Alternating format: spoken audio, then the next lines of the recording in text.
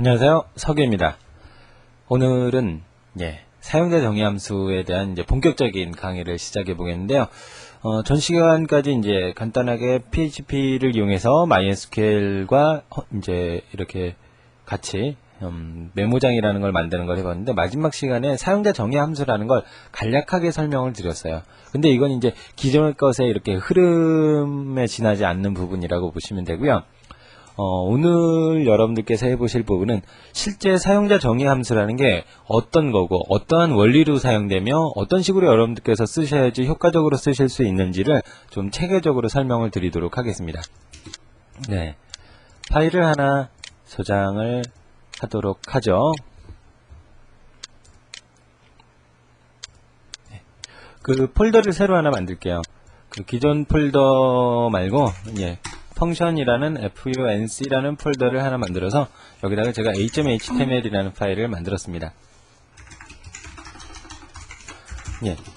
전 시간에도 설명을 드렸지만 사용자 정의 함수는 펑션이라는 형태로 시작합니다. 예를 들어서 여러분들께서 사용하시는 기본적인 함수 echo 해서 이런 식으로 정보를 출력해주는 함수가 있습니다. 이걸 한번 실행을 해볼게요. 그럼 화면상에 아싸가 출력이 됐습니다. 여기서 이 echo라는 게 바로 함수고요. 그 다음에 쓰는 게 인자입니다. 그래서 echo라는 함수에 아싸라는 문자열을 전달을 해라. 그러면 이 echo라는 건 화면상에 출력을 하게끔 돼 있다라는 거죠. 그럼 제가 임의로 함수를 하나 만들어 보겠습니다. 펑션 아싸라고 만들죠. 이래서 echo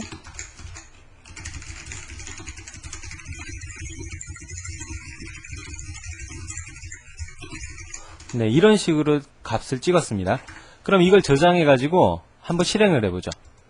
아무것도 나오지 않습니다. 그 이유는 펑션이라고 되어 있는 건 이렇게만 됐다고 해서 실행이 되는 게 아니라는 겁니다. 그럼 어떻게 해야지 실행이 되느냐? 바로 이렇게 하시면 됩니다. 이게 바로 호출문입니다. 그러면 새로 고침해보면 이런 식으로 출력이 됐죠. 좋은 점은 뭐냐면 아싸를 여러 번 찍으면 어떻게 될까요? 이런 식으로 된다라는 겁니다. 여기서 알아두실 거, 이런 방식은 인자가 없는 호출 방식입니다. 그러니까 단독적으로 어떤 일을 하기 위한 함수를 만들 때 사용하는 방법이고요. 이 안에다가 어떤 인자를 쓰도록 하겠습니다. 그럴 경우에 여기서 어떤 식으로 처리해야 되는지 한번 보도록 하죠. 여기서 제가 안녕하세요. 제가 이름을 한번 써보죠. 구명석. 오랜만에 제 이름을 써보는데, 제가 왜 석인지 아세요? 제가 학교 다닐 때부터, 저의 숙모님께서 저를 항상, 요 앞에 건 다 빼버리고, 요 글자 하나만 불렀었어요. 서가. 그래서 아이디가 석이가 됐습니다. 아니, 이건 횡설수설할 때가. 어쨌든, 이런 식으로 여러분들께서 값을 넣었어요. 저장을 해서 실행해 보겠습니다. 출력이 안 되죠. 그렇죠? 왜냐면 여기서 인자를 받는 부분이 없고 그걸 또 출력하는 부분이 없습니다. 그럼 여기서 제가 echo 뭐라고 써야 될까요? 출력을 하게 하려면 바로 이 부분에서 받아오셔야 돼요. 제가 이러면 이 구명석이라는 내용이 템프라는 변수에가 들어갑니다. 그래서 그 값을 출력을 하는 거예요. 이런 식으로 저장을 해보겠습니다. 그 다음에 실행해 볼까요? 구명석이라고 나와있죠. 그러면 여기다가 님 환영합니다. 이렇게 출력을 했습니다. 그래가지고 보면 구명석님 환영합니다 라고 돼 있죠. 이제 바꿔만 볼까요? 석이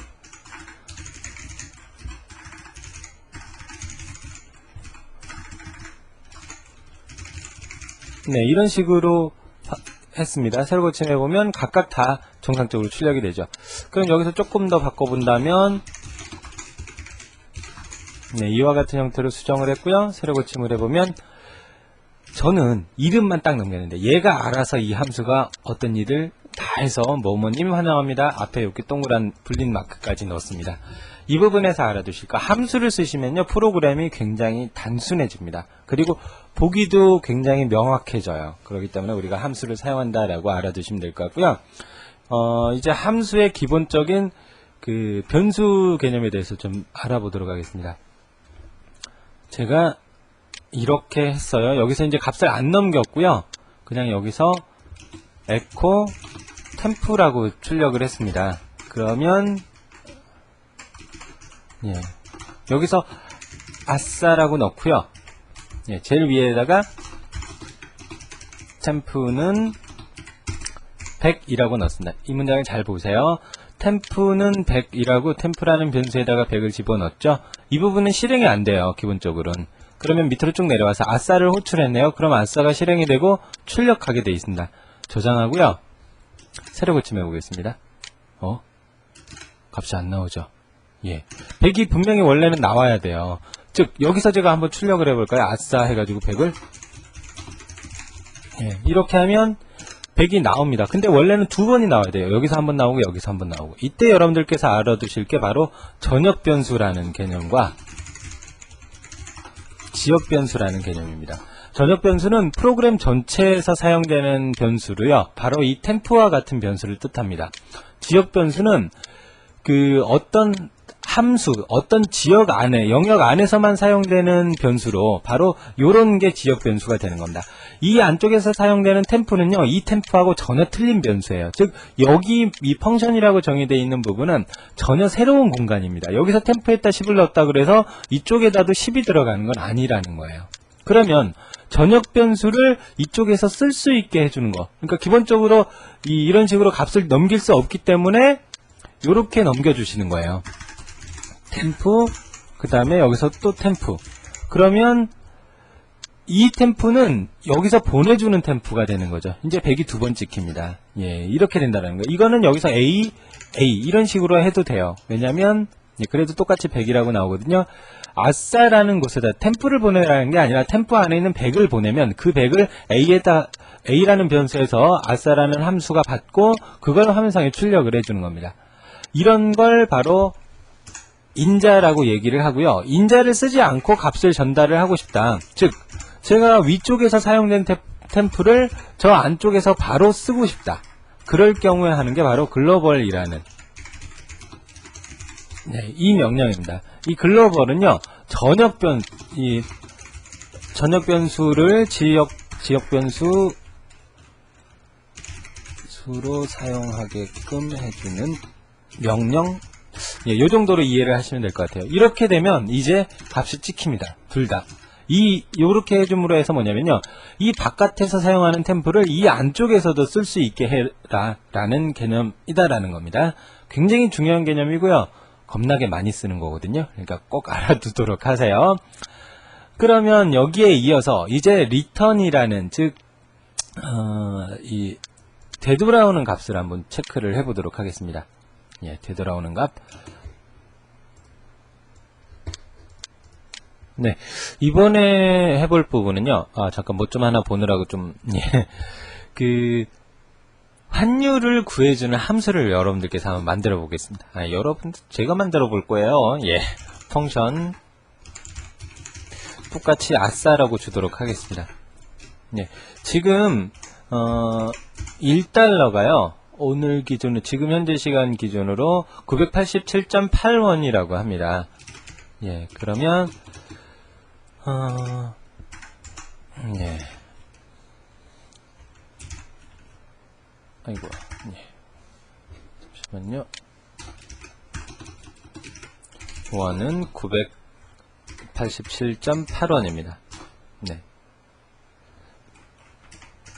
네. 이번에 해보실 게 뭐냐면, 제가 에코, B에다가, 아싸를 호출하면서 3달러에 대한 우리나라 환율을 구해보고 싶습니다. 그러면, 이 3이라는 숫자가 이 아싸라는 함수로 가면서 A라는 변수에가 들어갔고요.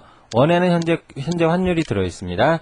그 다음에 제가 C라는 변수에다가 A 곱하기 1을 했습니다. 예. 이렇게 한 다음에 저장을 해서 여기서 이제 에코로 출력을 한번 하게 하죠. 예. 새로 고침을 한번 해보도록 하겠습니다. 아무것도 안 나옵니다. 여기서 알아두실 게 뭐냐면요. 일단 여기서 뭐죠? 지금 아싸라는 함수를 호출하면서 3이라는 값을 보냈습니다. 그럼 여기 a라는 변수에가 3이라는 값이 대입이 되거든요. 그럼 1이라는 변수에다가 제가 987.8을 입력을 했고요. 그 정확하게는 3 곱하기 987.8이 되는 겁니다. 그걸 C에다 넣고 끝나죠.